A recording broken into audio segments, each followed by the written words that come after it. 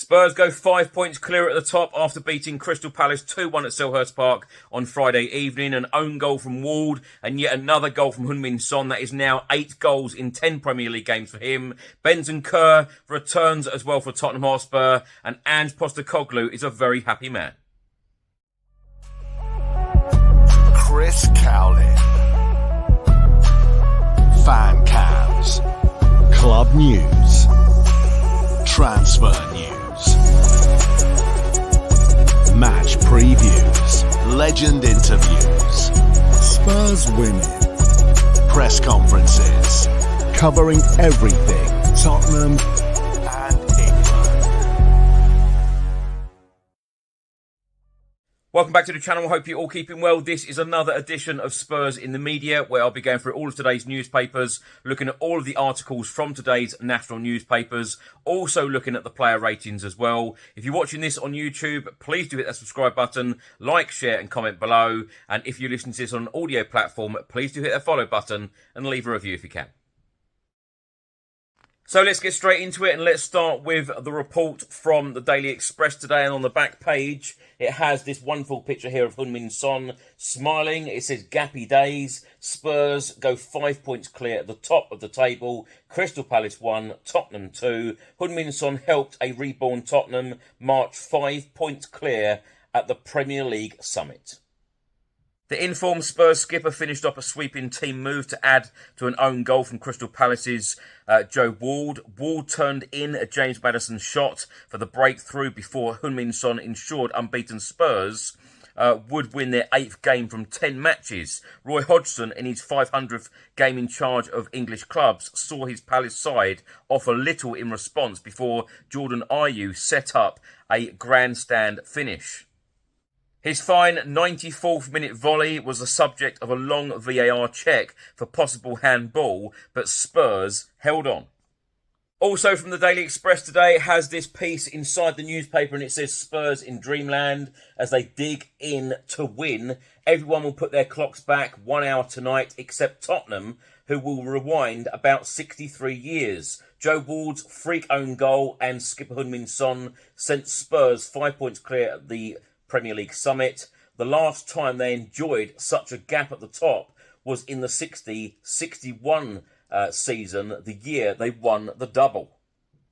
To dare is to dream, and at some point we need to stop writing off Tottenham as title contenders, because this wasn't just winning ugly, it was 3 points in a Halloween mask. For 45 minutes at Selhurst Park, Ange Postecoglou's front runners were anonymous, but the most efficient sides find a way to grind out a win when not at their best.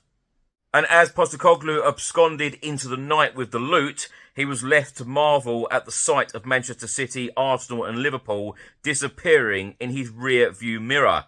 There was even the late bonus of midfielder Rodrigo Bentancur making his comeback from 8 months out with a walk-on part from the bench. Now let's have a look at the player ratings from the Daily Express today. And of course, Spurs made 2 changes. Pierre-Emile Højbjerg dropping out and Yves Bissouma coming back, and Ben Davies coming in for Destiny Udogie. Now the player ratings today from the Express: Vicario with a 7, Pedro Porro with a 7, Romero a 7, Van der Ven a 7, Ben Davies a 6, sub Emerson Royale a 6, Bissouma a 6. Højbjerg, sub, 6, Sarr, a 6, Kulusevski, a 6, Maddison, an 8, Richarlison, a 5, sub, Johnson, a 6, and Heung-min Son, a 6. Now, match stats from the game. Possession, Crystal Palace 24% to Tottenham's 76%. Shots on target, Crystal Palace had 3 to Tottenham's 1. Shots off target, Crystal Palace had 4 to Tottenham's 4. Block shots, Crystal Palace 6, Spurs 5. Corners, Crystal Palace had 11 to Tottenham's 2. Fouls, Crystal Palace 19 to Tottenham's 11. Yellow cards, Crystal Palace 2, Spurs 1. Now for a report from today's Daily Telegraph, and it states here, clinical Son thriving in new leading role. It then states, in this age of waffly management speak and high-tech tactical wizardry, there is something to be said for just getting the simple things right first. Sort out the basics, making players happy to come to work, for example, or empowering the right individuals at the right time, and the rest might just flow from there. For Ange Postecoglou at Tottenham Hotspur, now 5 points clear at the top of the Premier League table, the magic of his first few months has been in the small calls. And all of those decisions, it is hard to believe that any of them have been quite successful as one to make Heung-min Son the new captain of the team. Postecoglou has not reinvented Son as a footballer. The South Korean was a very good player before this season and is still a very good player now. After the game, Crystal Palace boss Roy Hodgson come out and said, "We made life difficult for Tottenham. At the break, we were satisfied, but when the first goal goes in and with their ability to keep hold of the ball, it makes it difficult. We were trying and wanted to do it, but they are not top of the league for nothing." Now, the player ratings from the Daily Telegraph today, they have given Vicario, Porro, Romero all 7s. They have given Van de Ven an 8, Ben Davies a 6, Pape Matar 7, Basuma a 7, Kulusevski a 6. They have given Maddison an 8 out of 10, Richarlison a 6, and Heung-min Son an 8. Now for a report from the Times newspaper, and it states here, Spurs dig in to go 5 points clear and keep fans dreaming. It then says here, 1964, Spurs are 5 points clear at the top of the table for the first time since the 6th of March 1964, adjusted for 3 points for a win. Also in this report, it says, all aboard the love train. This is what it is like to witness Tottenham Hotspur in action this season. They've also quoted Ange Postecoglou in his press conference in saying, dreams last as long as they do, mate, until someone wakes you up. For me, that's important. We have to give supporters some joy, belief and hope. We just need to keep feeding into that. Also in his press conference, Postecoglou said, "We prepped them for their exam on the weekend and we don't know what the questions are going to be. They've got to work it out for themselves." Now, the player ratings from the Times newspaper today, they have given Vicario a 7 out of 10, Pedro Porro a 6, Romero a 7, Van de Ven a 7, Ben Davies a 6, Sub Royale a 6, Basuma a 6, Sub Højbjerg a 6, Pape Matar a 7, Kulusevski a 6, Maddison only a 6 from the Times newspaper today for Maddison. Richarlison a 6 and Heung-min Son an 8.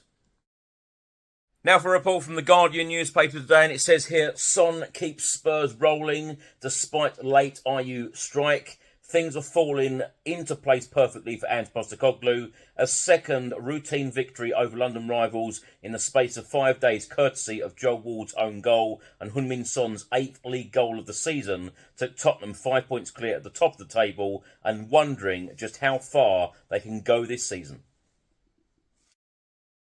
Now for a report from the Daily Star today, and on the back page it says, Son shines brightest. Heung-min Son helped Tottenham march 5 points clear at the Premier League summit, and the informed Spurs skipper netted to add to an earlier own goal from Crystal Palace's Joe Ward, and boss Ange Postecoglou was in no mood to calm supporters' celebrations at the end. He said, "Let them dream. This lot have suffered a fair bit. I'm not going to dampen that." This is also a report from the Daily Star, the inside pages, and it says, Ange balling, unbeaten Spurs, now 5 points clear. Now for a report from the Sun newspaper, and on the back page it says, "Give me 5 Son, Spurs match 61 heroes." It then states that Ange Postecoglou told Tottenham fans to dream of winning the title after watching his side match the club's 1961 heroes. There's also a double-page spread from today's Sun newspaper, and it says here, "Call him Sonaldo," and then it states Ange Postecoglou can see similarities between his star striker Heung-min Son and the great Cristiano Ronaldo. And after Son's 8th goal in 10 league games sent Spurs 5 points clear in the top flight for the first time since they won the double in 1961, who can blame him? Postecoglou made the comparison, albeit somewhat hesitantly, when discussing Son's new role as a centre-forward with Gary Neville on Sky before kick-off at Selhurst Park. He said, "I don't want to make a similar comparison, but you had him at Manchester United, Cristiano Ronaldo. He started off as a winger, but I always felt with Sonny, he's such a great finisher. His movement is outstanding, and I think he's clever enough to play in that central area." Postecoglou also said, I like his work ethic. You can see that in his press and from a defensive point of view. And I knew he had that in him. It's an idea that I had in my mind and it worked out. Now, a couple of stats from the Sun newspaper today. Match time, 104 minutes, 28 seconds. The ball was in play for 57 minutes, 18 seconds. Crystal Palace have failed to win any of their 9 Premier League games under Roy Hodgson against teams starting the day top of the Premier League table, drawing 2 and losing 7, while they have conceded 27 goals and only scored 6 times across this run of matches. Tottenham have benefited from 3 own goals in the Premier League so far this season, the outright most of any side in the competition. And Son really likes playing against Crystal Palace because he has now been directly involved in 8 goals across his last 9 games against Crystal Palace in the Premier League. 6 goals and 2 assists. And now for a report from the Daily Mail today, and the main heading states Ange's entertainers show their ugly side in statement victory. It then goes on to say an hour had ticked by and their team had their noses in front when the opening notes of Glory, Glory, Hallelujah rumbled across the away end. There had been nothing glorious about it, rather it had been a grind for Tottenham, but that probably enhanced the satisfaction for Ange Postecoglou. To achieve something meaningful over the course of a season means taking points in difficult circumstances. Now, the Daily Mail also quoted Ange Postecoglou in saying, let the fans dream. I'm not going to dampen that. Now, the player ratings from the Daily Mail today: Vicario a 6.5, Pedro Porro a 7, Romero a 7, Van der Ven a 7, Ben Davis a 6, Sub Royale a 6, Sarr a 7, Basuma a 6, Højbjerg sub 6.5. They have given star man of the match to James Maddison 8 out of 10, Kulusevski a 7.5, Son they've only given a 6.5, Richarlison a 6, and sub Brennan Johnson a 7. After the game at Crystal Palace, Tottenham Hotspur head coach Ange Postecoglou had his press conference. This is what he had to say.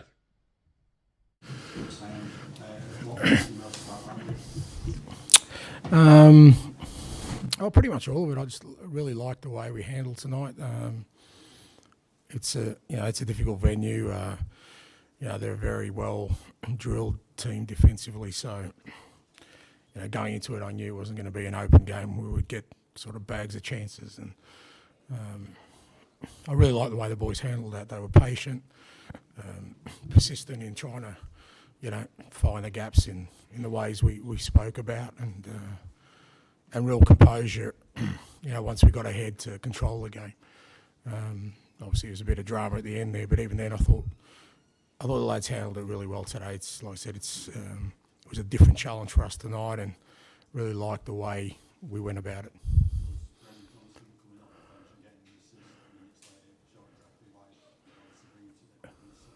Yeah, Bren, it was great. He's had to be patient. He's had a couple of setbacks, obviously, so we haven't really seen, him sort of in any consistent sort of game time or training time. But the last couple of weeks, he's worked hard at training, and I thought all the subs that came on, I thought Pierre, helped us get control of the midfield. Emerson at left back, I thought was outstanding. So, those kind of things are helping us at the moment. The guys coming on are helping us see out games. You said on TV a few minutes ago, let the fans dream. They've had a hard time with it in recent years. Any chance of their dream lasting about another 6 months? Dreams last as long as they do, mate, till somebody wakes you up. So we'll just see.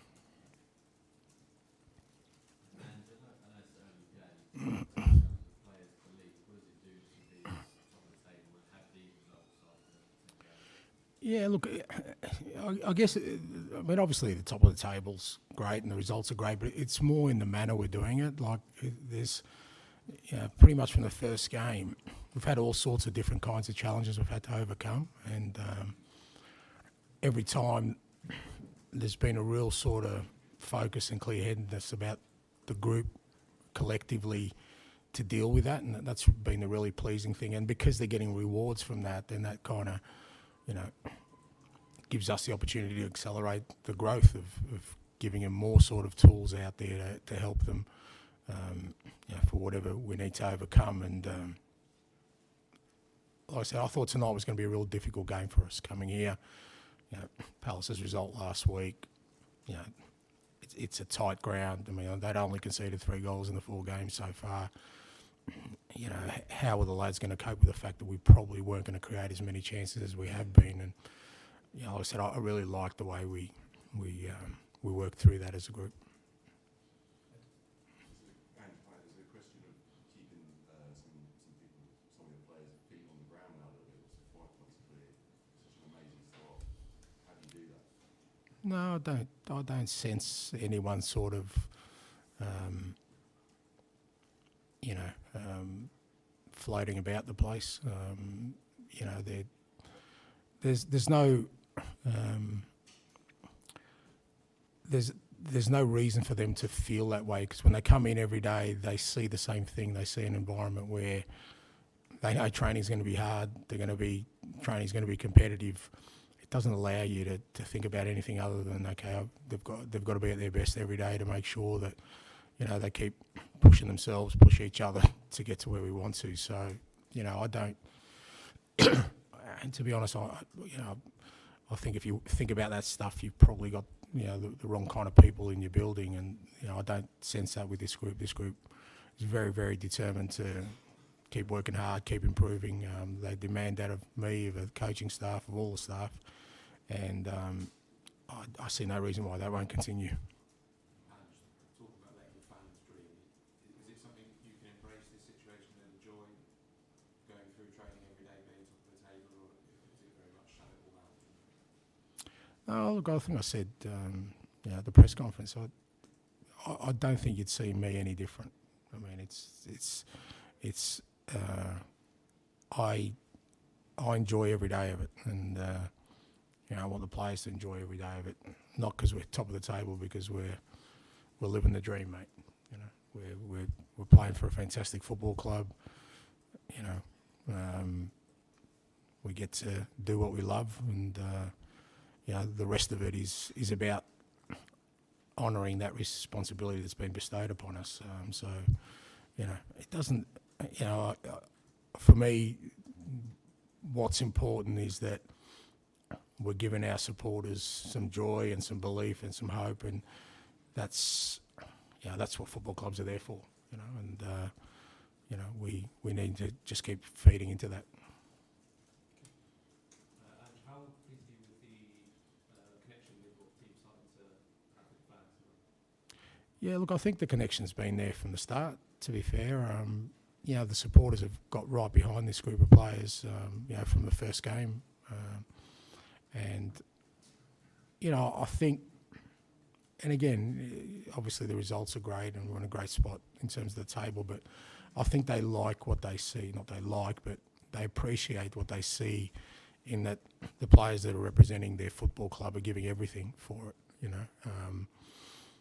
they're working awfully hard, and the supporters see the end product, but they're working awfully hard every day, and then you see it, because it's not just about our football, it's about our attitude, it's about our intent as a group of players, and I think that's what the fans wanted to see in their Tottenham team, a group of players who are absolutely committed to something, and represent all the values that they want in their football club, and then obviously the rest is what makes it special, the fact that we are winning as well, obviously, because the results count for everything, and we're in a great spot in terms of the table. And just before the second half, you could see the players all in the tunnel area talking very animatedly amongst themselves. I just wondered how impressed you are with the way they can find solutions on the pitch, because you're not the most demonstrative on the touchline compared to some of the other managers. You seem to let them work out themselves to.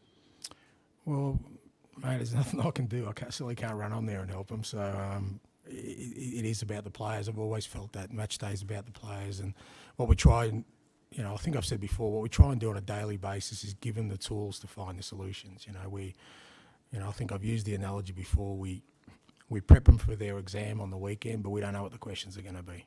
They've got to work them out themselves. In an exam, you're not asking anybody for help unless you got results a different way. But you got to work it out yourself. And hopefully what we've given them is the tools to say, okay, well, we know how to handle this, just work our way. We've spoken about it or we've worked on it. And that's the ideal because, as the game moves along, the players are taking the responsibility. They don't need to look to me or the bench to see, how we're going to overcome this. They hopefully we've equipped them with that during the week. Thanks, guys. Thanks, guys.